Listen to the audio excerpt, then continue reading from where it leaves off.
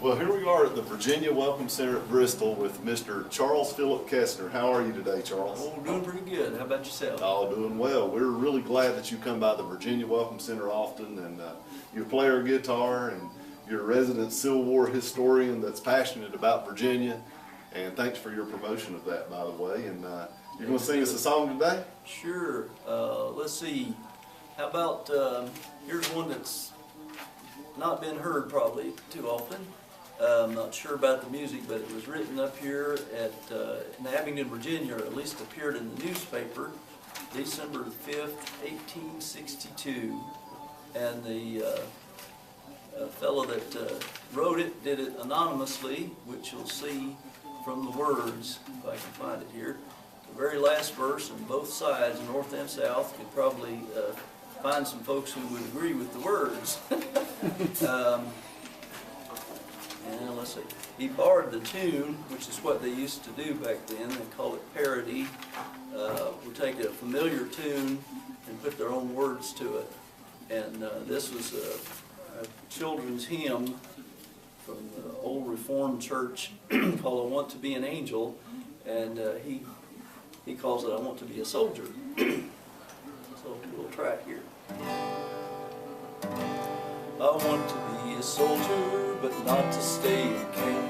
I'd rather not expose myself to bullets, dust, and damp. I'd rather be an officer with hope upon my arm, receive the pay and rations due, and keep away from harm. I'd never get weary of walking around the town. The strange to say, the shortest march is sure to break me down. Don't suit me for when I get away from camp and go back home again. I don't feel sick or pain. I know I'm brave as any man, but no man wants to die. Although I own that some will stand where brick or balls and paper fly, I'd much prefer to stay at home and eat good buttered bread than fight all day with naught to eat, with the solid ground for my bed.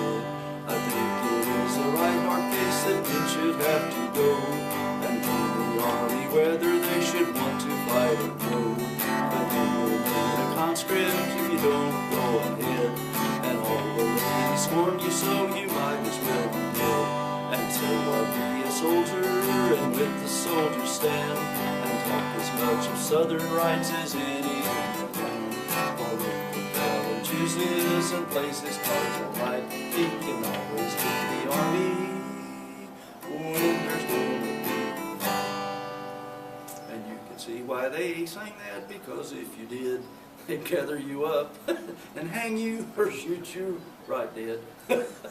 But 1862, December 5th, in the Abingdon, Virginia, and local born Virginian with deep roots, James William Hagee wrote a book on Washington County, Virginia, on the history of Washington County, Virginia, and he found this song and put that in there and mentioned where the tune came from. And I've made it a little peppier. The original tune is a bit more reverent. I didn't want to be too irreverent, but that's what the soldiers did. They make their own words up. That's why you find many verses to many songs, and folks have been doing that for years. The Carters with the Bristol, birthplace of country music, and that's what they did as well. These would be old tunes, old songs that nobody knew who wrote them first, and then they would add them. And my first honeymoon went all around Virginia, over 1,000 miles, and started in Norfolk and went up 17, and then went out west, circled back around, and ended up in Williamsburg, and had a wonderful time, and enjoyed staying in bed and breakfast, and stayed in one of the, it's the laundry room in Williamsburg. It's fixed up so you can spend the night, and it's, I forget what the main house was, but it was quite an experience. And first vacation I had as a little person, 4 years old, we went to Buckrow Beach there at Hampton Roads, and got sunburned, but had a memorable time, and remember going on the ferry across, and that was before they built the tunnel. So some real old memories. And as I've gotten old and retired, we got into genealogy and found out that I had connections where I lived. My mother's side go back to Pocahontas, even though some people don't think Pocahontas existed, but I think there's a lot of people in England, and historians would say, no, yes, she very much did. And also, my dad's side, he was born in Meadowview, Virginia. My mom was born in Toms Creek, which is up near Coburn, Virginia. So my heritage is Virginian, and my education is too, at least Union Seminary in Richmond, Virginia. Charles, thank you very much for sharing with us. We You're welcome. appreciate you coming in. Thank you.